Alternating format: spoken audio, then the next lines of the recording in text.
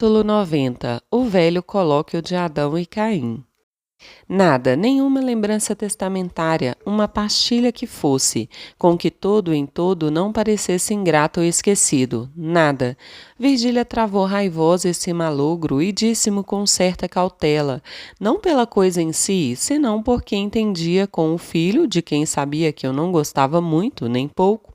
Insinuei-lhe que não devia pensar mais em semelhante negócio.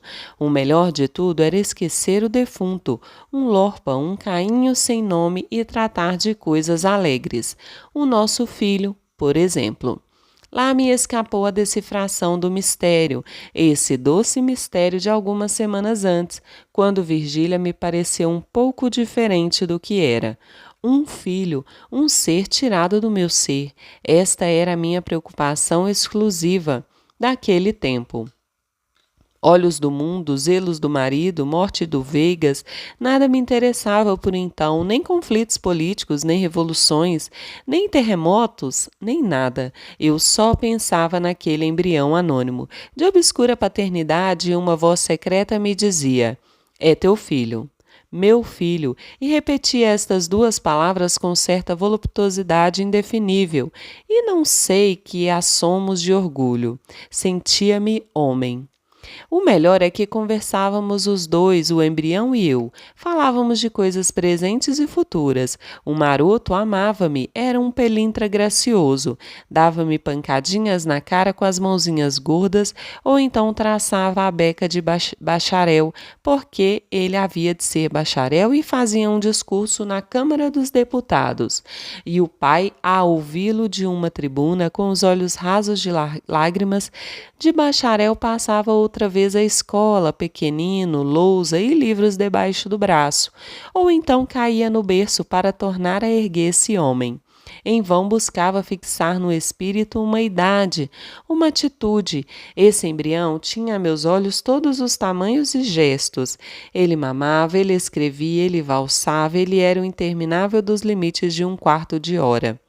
Baby e deputado, colegial e pintalegrete, às vezes ao pé de Virgília, esquecia-me dela e de tudo. Virgília sacudia-me, reprochava-me o silêncio, dizia que eu já lhe não queria nada. A verdade é que estava em diálogo com o embrião. Era o velho colóquio de Adão e Caim, uma conversa sem palavras entre a vida e a vida, o mistério e o mistério. Capítulo 91. Uma carta extraordinária. Por este tempo recebi uma carta extraordinária acompanhada de um objeto não menos extraordinário. Eis o que a carta dizia: meu caro Brás Cubas, há tempos no passeio público tomei-lhe de empréstimo um relógio. Tenho a satisfação de restituí-lo com esta carta. A diferença é que não é o mesmo, porém outro, não digo superior, mas igual ao primeiro. Que voulez vos monseigneur, como dizia Fígaro. Sestele missere, muitas coisas me deram depois do nosso encontro, irei contá-las pelo miúdo, se me não fechar a porta. Saiba que já não trago aquelas botas caducas, nem envergo uma famosa sobrecasaca cujas abas se perdiam na noite dos tempos. Cedi o meu degrau da escada de São Francisco. Finalmente, almoço. Digo isto, peço licença para ir um dia desses expor-lhe um trabalho, fruto de longo estudo, um novo sistema de filosofia que não só explica e descreve a origem e a consumação das coisas, como faz dar um grande passo adiante de Zenon e Sêneca, cujo estoicismo era um verdadeiro brinco de crianças ao pé da minha receita moral. É singularmente espantoso esse meu sistema, retifica o espírito humano, suprime a dor, assegura a felicidade e enche de imensa glória o nosso país. Chamo-lhe humanitismo, de humanitas, princípio das coisas. Minha primeira ideia revelava uma grande infatuação. Era chamar-lhe borbismo, de borba, denominação vaidosa, além de rude e molesta, e com certeza exprimia menos. Verá, meu caro Brás Cubas, verá que é deveras um monumento, e se alguma coisa A que possa fazer-me esquecer as amarguras da vida é o gosto de haver, enfim, apanhado a verdade e a felicidade. Ei-las na minha mão, essas duas esquivas. Após tantos séculos de lutas, pesquisas, descobertas, sistemas e quedas, ei-las nas mãos do homem. Até breve, meu caro Brás Cubas. Saudades do velho amigo Joaquim Borba dos Santos. Li esta carta sem entendê-la. Vinha com ela uma boceta contendo um bonito relógio com as minhas iniciais gravadas e esta frase: lembrança do velho Quincas. Voltei à carta, relia com pausa, com atenção. A restituição do relógio excluía toda a ideia de burla, a lucidez, a serenidade, a convicção, um pouco jactanciosa, é certo, pareciam excluir a suspeita de insensatez.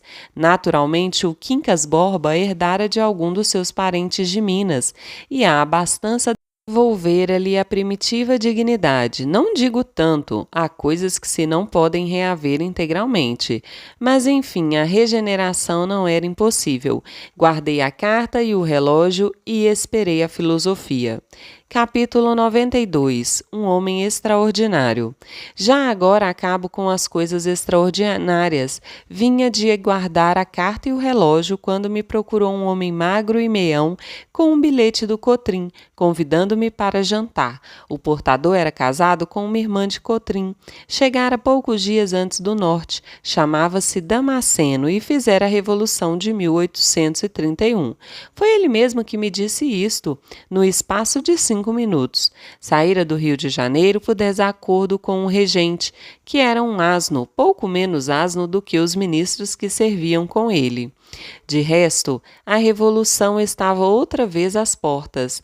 Neste ponto, conquanto trouxesse as ideias políticas um pouco baralhadas, conseguia organizar e formular o governo de suas preferências.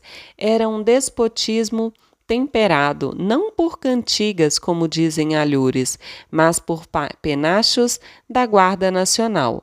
Só não pude alcançar se ele queria o despotismo de 1, de 3, de 30 ou de 300. Opinava por várias coisas, entre outras, o desenvolvimento do tráfico dos africanos e a expulsão dos ingleses. Gostava muito de teatro, logo que chegou foi ao Teatro de São Paulo, onde viu um drama soberbo, a Maria Joana, e uma comédia muito interessante, Kathleen, ou A Volta à Suíça. Também gostara muito da De Perini, da Safo ou da Ana Bolena, não se lembrava bem, mas a Candiani, sim, senhor, era papa fina.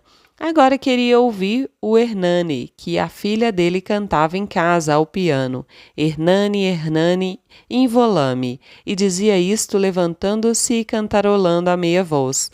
No norte, essas coisas chegavam como um eco. A filha morria por ouvir todas as óperas. Tinha uma voz muito mimosa a filha, e gosto, muito gosto. Ah, ele estava ansioso por voltar ao Rio de Janeiro. Já havia corrido a cidade toda, com umas saudades. Palavra. Em alguns lugares teve vontade de chorar, mas não embarcaria mais. Enjoara muito a bordo, como todos os outros passageiros, exceto um inglês, que os levasse o diabo os ingleses. Isto não ficava direito sem irem todos eles barra fora. Que é que a Inglaterra podia fazer-nos? Se ele encontrasse algumas pessoas de boa vontade, era obra de uma noite e expulsão de tais godemes. Graças a Deus tinha patriotismo e batia no peito, o que não admirava porque era de família, descendia de um antigo capitão-mor muito patriota. Sim, não era nenhum pé rapado. Viesse a ocasião e ele havia de mostrar de que pau era a canoa, mas fazia-se tarde. Ia dizer que eu não faltaria ao jantar e lá me esperava para a maior palestra. Levei-o até a porta da sala e ele parou dizendo que simpatizava muito comigo. Quando casara, estava eu na Europa. Conheceu meu pai, um homem às direitas, com quem dançara num célebre baile Praia Grande. Coisas, falaria depois. Fazia-se tarde, tinha de ir levar a resposta ao Cotrim. Saiu, fechei-lhe a porta. Capítulo 93. O jantar. Que suplício que foi o jantar! Felizmente, Sabina fez-me sentar ao pé da filha do Damasceno, uma dona Eulália, ou mais familiarmente, Nhã Loló, moça graciosa, um tanto acanhada a princípio, mas só a princípio. Faltava-lhe elegância, mas compensava-a com os olhos, que eram soberbos e só tinham o defeito de, se não arrancarem de mim, exceto quanto desciam ao prato. Mas Nhã Loló comia tão pouco que quase não olhava para o prato. De noite cantou. A voz era como dizia o pai, muito mimosa. Não obstante, esquivei-me, Sabina veio até a porta e perguntou-me que tal achara a filha do Damasceno. Assim, assim. Muito simpática, não é? Acudiu ela. Falta-lhe um pouco mais de corte. Mas que coração! É uma pérola. Bem boa noiva para você. Não gosto de pérolas. Casmurro. Para quando é que você se guarda? Para quando estiver a cair de maduro? Já sei. Pois, meu rico, você quer não, há de casar com Nhã Loló. E dizia isto a bater-me na face com os dedos, meiga como uma pomba e ao mesmo tempo intimativa e resoluta. Santo Deus! Seria esse o motivo da reconciliação? Fiquei um pouco desconsolado com a ideia, mas uma voz misteriosa chamava-me à casa do Lobo Neves. Disse adeus a Sabina e às suas ameaças. Capítulo 94. A causa secreta. Como está minha querida mamãe? A esta palavra, Virgília amuou-se como sempre. Estava ao canto de uma janela, sozinha, a olhar para a lua, e recebeu-me alegremente. Mas quando lhe falei no nosso filho, amuou-se. Não gostava de semelhante alusão, aborrecia-lhe as minhas antecipadas carícias paternais. Eu, para quem ela era já uma pessoa sagrada, uma âmbula divina, deixava estar quieta.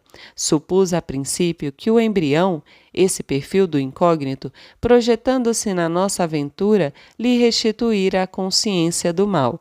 Enganava-me. Nunca Virgília me parecera mais expansiva, mais sem reservas, menos preocupada dos outros e do marido. Não eram remorsos. Imaginei também que a concepção seria um puro invento. Um modo de prender-me a ela, recurso sem longa eficácia, que talvez começava de oprimi-la. Não era absurda esta hipótese. A minha doce Virgília mentia às vezes, com tanta graça.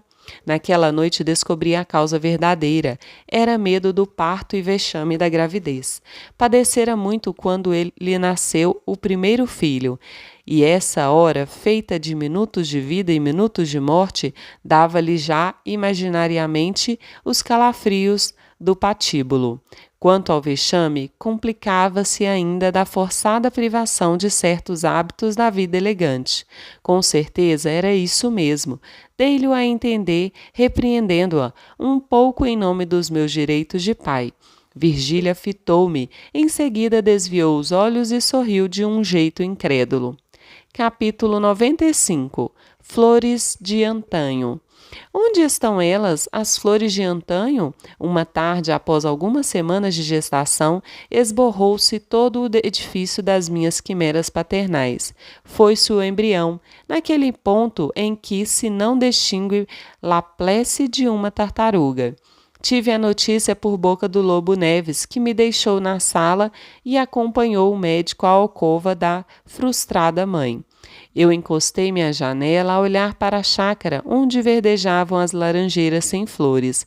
Onde iam elas as flores de antanho?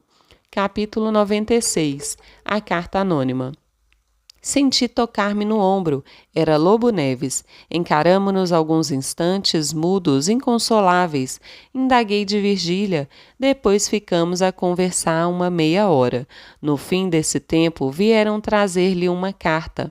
Ele leu-a, empalideceu muito e fechou-a com a mão trêmula. Creio que lhe vi fazer um gesto, como se quisesse atirar-se sobre mim, mas não me lembra bem. O que me lembra claramente é que durante os dias seguintes recebeu-me frio e taciturno. Enfim, Virgília contou-me tudo, daí a dias na Gamboa. O marido mostrou-lhe a carta logo que ela se restabeleceu. Era anônima e denunciava-nos. Não dizia tudo, não falava, por exemplo, das nossas entrevistas externas.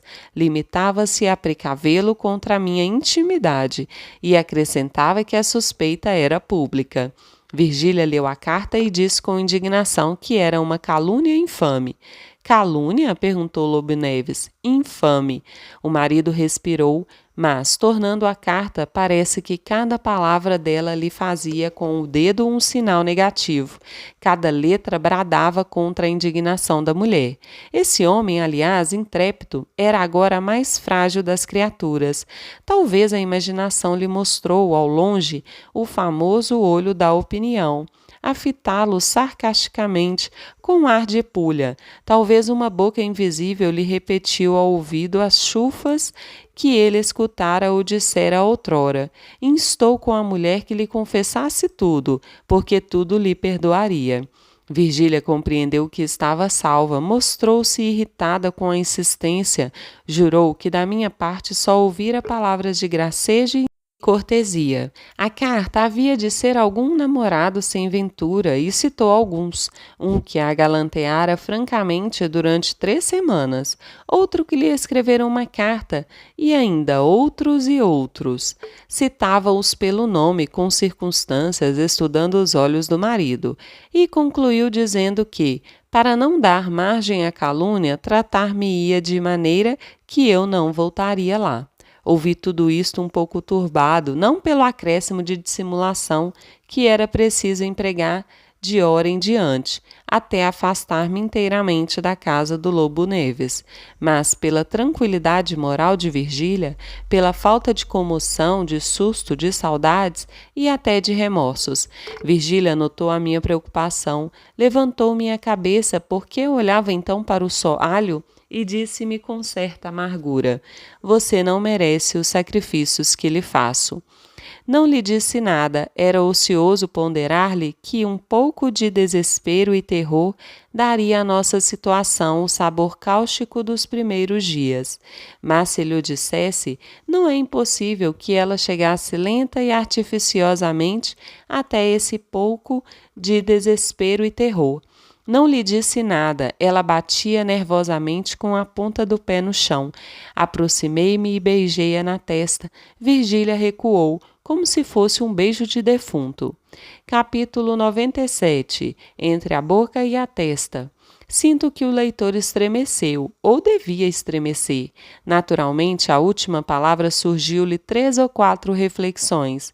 Veja bem o quadro. Numa casinha da Gamboa, 2 pessoas que se amam há muito tempo, uma inclinada para a outra, a dar-lhe um beijo na testa e a outra recuar, como se sentisse o contato de uma boca de cadáver.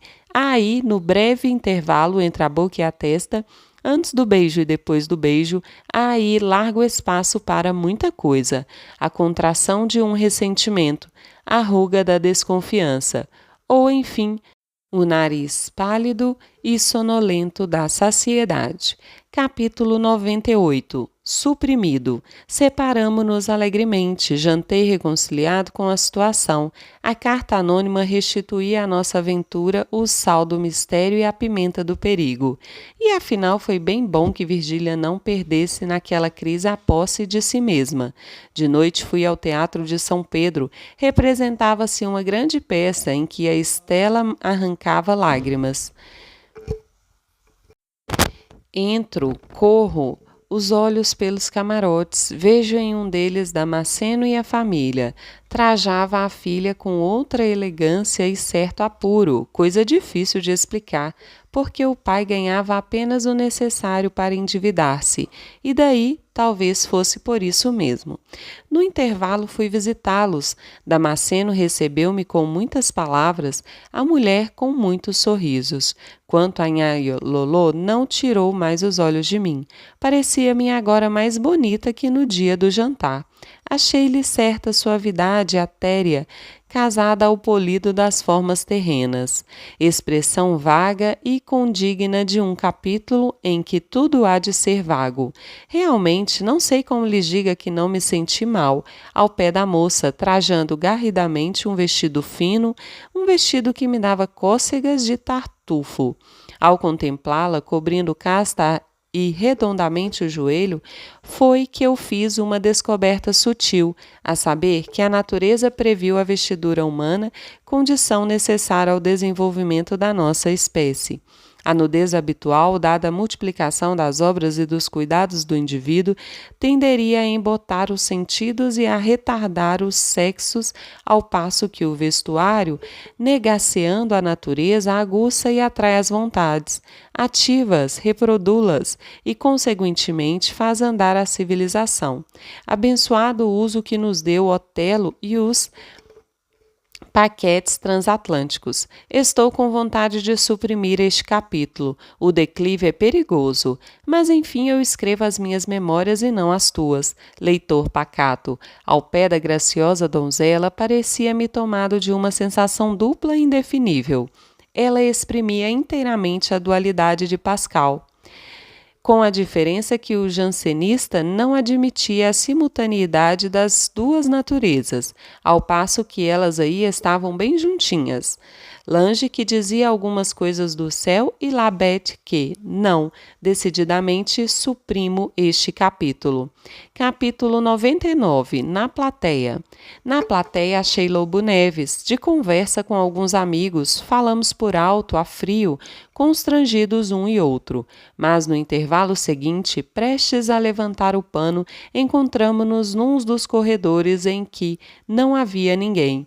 Ele veio a mim com muita afabilidade e riso, puxou-me a um dos óculos do teatro e falamos muito, principalmente ele, que parecia o mais tranquilo dos homens. Cheguei a perguntar-lhe pela mulher, respondeu que estava boa, mas torceu logo a conversação para assuntos gerais, expansivo, quase risonho. Adivinhe quem quiser a causa da diferença. Eu fujo ao Damasceno, que me espreita ali na porta do camarote. Não ouvi nada do seguinte ato, nem as palavras dos atores, nem as palmas do público. Reclinado na cadeira, apanhava de memória os retalhos da conversação do Lobo Neves. Refazia as maneiras dele e concluía que era muito melhor a nova situação. Bastava-nos a Gamboa. A frequência da outra casa aguçaria as invejas. Rigorosamente podíamos dispensar-nos de falar todos os dias. Era até melhor, metia a saudade de permeio dos amores. Ao demais, eu galgara os 40 anos e não era nada, nem simples eleitor de paróquia. Urgia fazer alguma coisa, ainda por amor de Virgília, que havia de ufanar-se quando visse luzir o meu nome. Creio que nessa ocasião houve grandes aplausos, mas não juro, eu pensava em outra coisa. Multidão, cujo amor cobicei até a morte, era assim que eu me vingava às vezes de ti, deixava burburinhar em volta do meu corpo a gentil humana, sem a ouvir, como o Prometeu de Ésquilo fazia aos seus verdugos. Ah, tu cuidavas encadear-me ao rochedo da tua frivolidade, da tua indiferença ou da tua agitação? Frágeis cadeias, amiga minha, eu rompi-as de um gesto de Gulliver. Vulgar coisa é ir considerar no ermo. O voluptuoso, o esquisito, é insular-se o homem no meio de um mar de gestos e palavras, de nervos e paixões, decretar-se aliado, inacessível, ausente. O mais que podem dizer quando ele torna a si, isto é, quando torna aos outros, é que baixa do mundo da lua, mas o mundo da lua, esse desvão luminoso e recatado do cérebro, que outra coisa é senão a afirmação desdenhosa da nossa liberdade espiritual? Vive Deus! Eis um bom fecho de capítulo. Capítulo 100. O caso provável. Se esse mundo não fosse uma região de espíritos desatentos, era escusado lembrar ao leitor que eu só afirmo certas leis quando as possuo deveras. Em relação a outras, restrinjo-me à admissão da probabilidade. Um exemplo da segunda classe constitui o presente capítulo, cuja leitura recomendo a todas as pessoas que amam o estudo dos fenômenos sociais. Segundo parece, e não é improvável, Existe entre os fatos da vida pública e os da vida particular uma certa ação recíproca, regular e talvez periódica. Ou, para usar de uma imagem, há alguma coisa semelhante às marés da praia do Flamengo e de outras igualmente marulhosas. Com efeito, quando a onda investe a praia, alaga muitos palmos adentro, mas essa mesma água torna ao mar, com variável força, e vai engrossar a onda que há de vir, e que terá de tornar como a primeira. Esta é a imagem, vejamos a aplicação. Deixei dito noutra página que o Lobo Neves, nomeado presidente de província, recusou a nomeação por motivo da data do decreto, que era 13, ato grave, cuja consequência foi separar do ministério o marido de Virgília. Assim, o fato particular da ojeriza de um número produziu o fenômeno da dissidência política.